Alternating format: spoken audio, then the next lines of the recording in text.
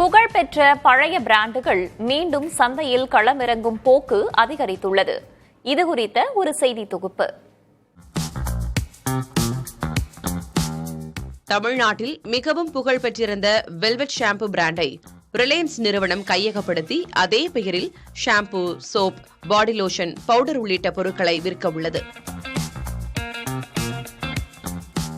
ஏழை எளிய மக்களும் வாங்கும் வகையில் சாஷேக்களில் பொருட்களை கொண்டு வந்து இந்திய வணிக உலகில் பெரும் புரட்சி படைத்தது தமிழகத்திலிருந்து உருவான வெல்வெட் ஷாம்பு நிறுவனமாகும்.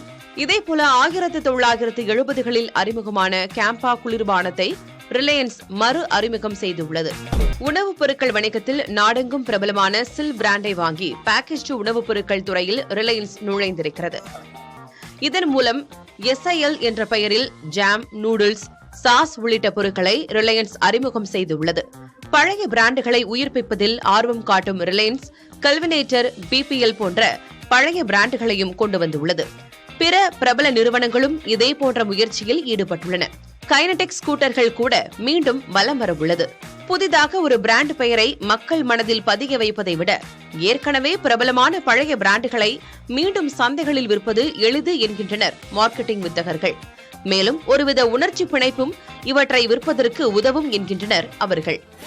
சந்தைகளில் விற்கும் பொருட்கள் மட்டுமல்ல, முத்திரை பதித்த பழைய திரைப்படங்களின் பெயர்களிலும் தற்போது படங்கள் வருகின்றன.